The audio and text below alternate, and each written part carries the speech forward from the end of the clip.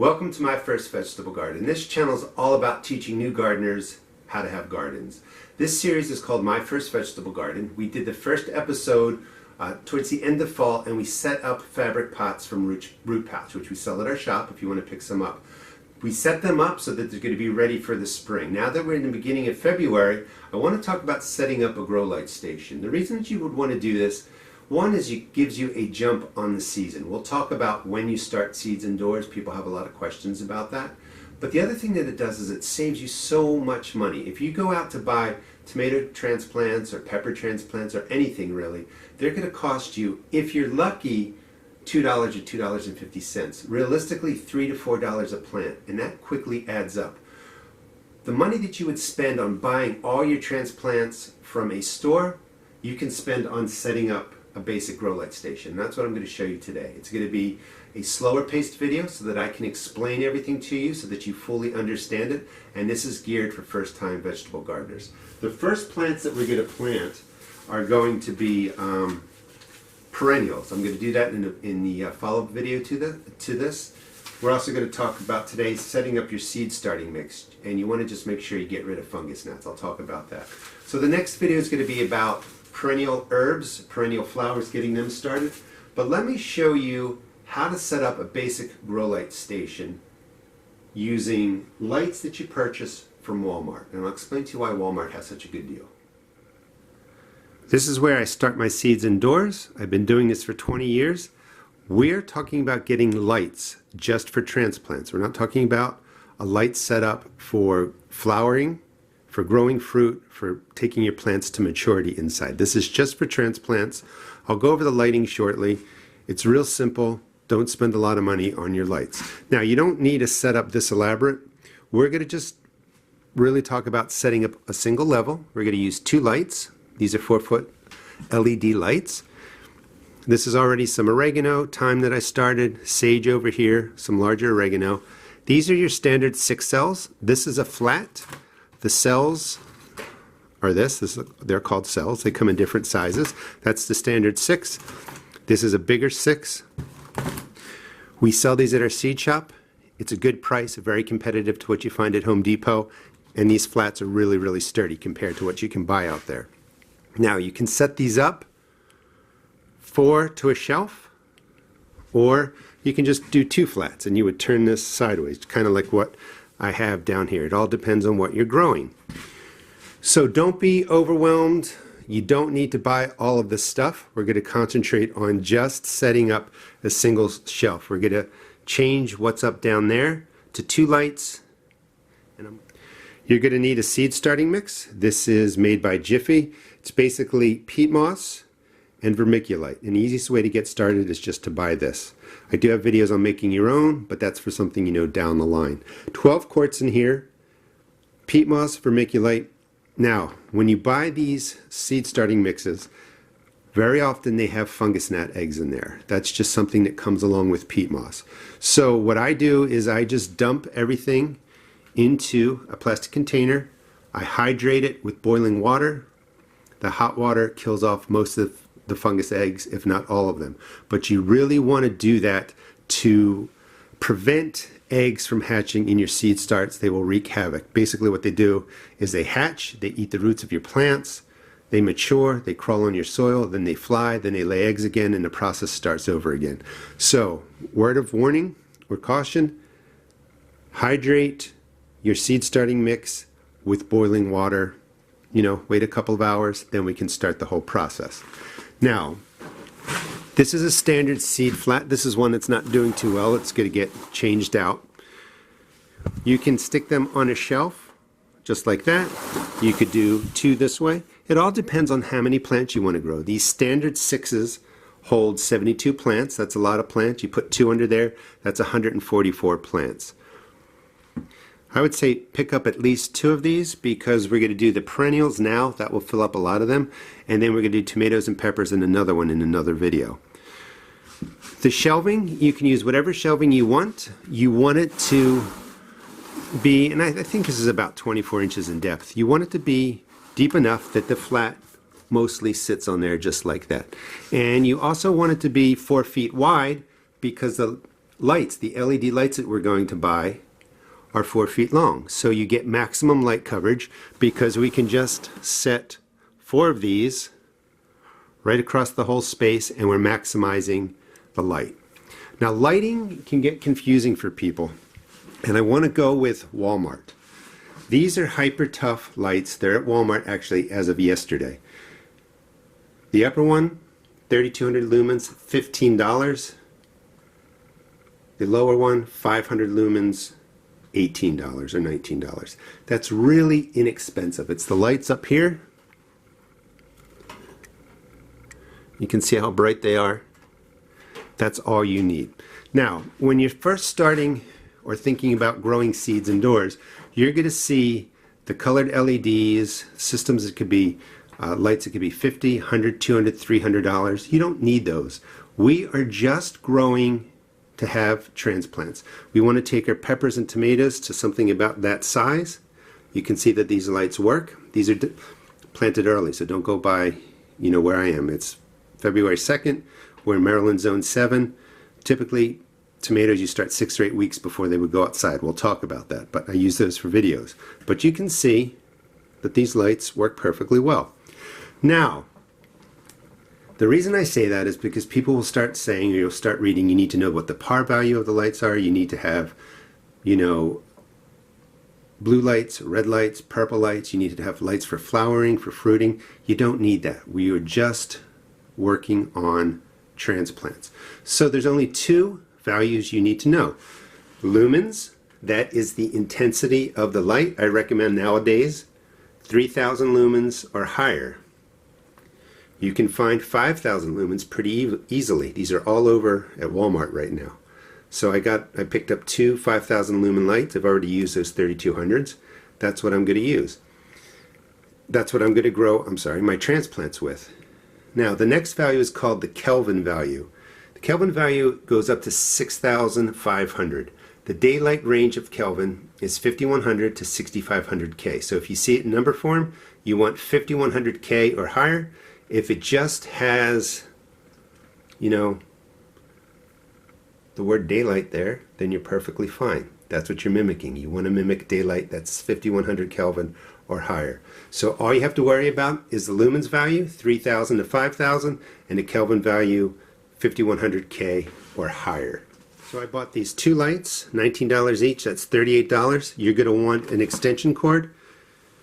That was about $6. You can get it cheaper if you look around. And I didn't buy it, but this is the minimum you need, is an extension cord and the lights. Get a timer for about $5. You'll set that timer to be on 16 hours and off 8 hours. That will give your plants plenty of light to grow. We'll talk more about that shortly. You can pick up all the seeds that I'm using today wherever you want, really. I do sell them. They're cheaper. We give a nice quantity of seeds. Check out our seed shop. Now the starting supplies, this is the standard 6 cell pack. Comes with a flat. These are the cells right up here. That's the flat. We're going to bottom water, so you want a flat that does not have holes in it. We pack these full of seed starting mix. We'll do that process. We put the seeds in there. These go under the lights and we let them grow. Pretty straightforward. You can also start in these bigger containers, and if you start in the bigger containers, we sell these too, you don't have to pot up. For instance, if you start tomatoes in these smaller 6-packs, they tend to stay smaller. When you transplant them up, they get bigger. What does that mean? As these are growing over the 6 weeks, 8 weeks, 10 weeks, 12 weeks, if you're growing peppers, you're going to have to pot up. If you're not growing a lot of peppers and tomato plants, you can just start them, just like I did over here, in these bigger containers. Let them grow. You don't have to pot them up. If you live in an area where you don't get freezing temperatures, you can really start outside and you don't have to go through this process. The reason you start indoors is because you have freezing weather. Plants won't germinate out there. They're not going to grow. Your growing season is shorter, so you want to get a jump on the season by growing your transplants. So these tomato plants will be 6 or 8 weeks old, in theory, when they would go outside. The other reason that you're starting seeds indoors for transplants is because it's so much cheaper. I can tell you, just looking in there, if I bought these as single plants, that is easily, let's do 3, 6, 9, 12, 15, 18, 21, another 18, 36, that's $57, we're probably easily reaching $60 or $70 if you buy them in this size.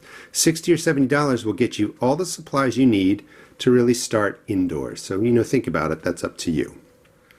So that is the basic setup. So what I'm going to do is I'm going to take the light off of here, pull everything out, show you how to hang the lights. And again, this is going to be a longer video, but I really want to stress that this is really for the first time gardener that maybe he has not done this before. And I'm going to just show you everything to make it super simple. So we're going to set up 2 lights on the bottom of the shelving system. Now this is a wire rack. It makes it real easy to hang the chains because you can go right to the wires. If all you can find is something that's plastic, you're going to get a piece of rope or wire, and you're going to go straight across the top with the rope or wire, come all the way around the underside, tie it off. That's going to make a place for your S-hook or your chain to hang on.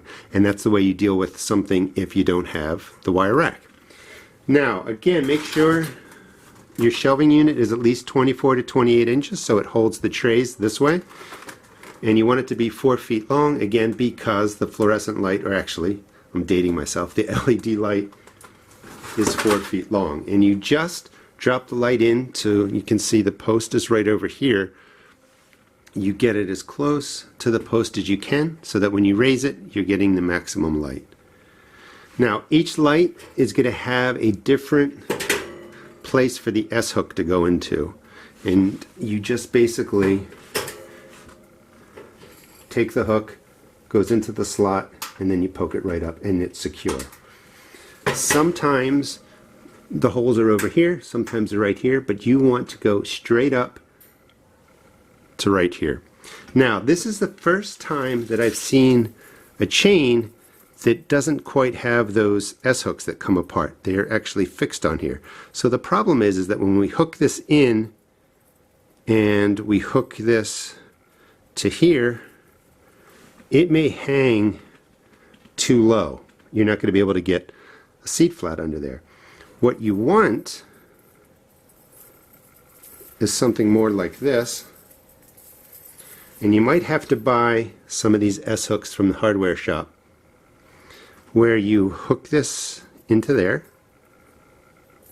and then when you come up around here, you can come to any hoop or little circle there and then just hook it on, and then your light is as high as it needs. And then this goes, it's not going to hang here of course, but this would go right into here and you got the right height. So, and I don't think you're going to know until you buy the lights, but they used to come with an S-hook where they weren't attached here. So that may be some extra tools you need. So when you're setting up the light, the question I always get is, well, how close to the lights, or how close to the seed starts do I put my lights? When germination is starting, and I'll go over that in the next video when we do these perennial herbs, you want to be about 2 inches. When you have 3,000 to 5,000 lumens, you can stay about 2 inches. That's okay. If you buy lights that have higher lumens past 5,000, you may have to raise them a bit. But essentially for this setup, you're going to stay 2 to 6 inches above the seed flat. Alright, so let me hook this up. I'm going to do it the exact same way that I showed you, and then we'll get in close for some examples. Let's see if I can do this easily. So it's going to be really rare that you get hooks that are just on the 2 ends. So again, if you want to just pick up some of these S-hooks, do that. They're not expensive. So set the light down, do the one in the back first because it's going to be easier to get to. Set the light down, you just find the place on the wire rack where it hangs right over the holes that you're going to put the S-hook into. And you just hook where you want it to go. Try not to knock the camera. I can get this. There we go. And then you can move the light now. It just goes on like that. Whoop. Slide it back, and that will set your light up so that you can hang. That's a little bit closer to the bottom so that we're 2 inches to the seeds for seed starting. Okay, let me put these all into place. We'll talk a little bit more. So I wanted to just show you a single light setup because maybe you're on a budget and you can't afford two lights. You definitely will save a lot of money. You can set up a single light just like we just did, just like that. Two flats will fit under there. They go under like that. You want to be an inch or two above them for seed starting. As they grow, we can raise the lights and just keep the plants from growing into the lights. The other thing you can do is you can raise your light all the way up to here and leave it there, and that what you would do is put books or something under the flats so that you can lift the flats up, and as they grow you kind of lower the flats. It just depends on if you feel like getting in there and lowering the lights all the time. That's probably what I would recommend, is put the lights up high if you're just doing one level like this, and then raise the seed flats to the light. When you have 4 or 5 levels like I have set up, I have setups for seed starting. I have a bigger space here for bigger plants. So when these get larger, you can see there's a nice gap. A whole seed pack will fit in there, and that's what I use for larger plants.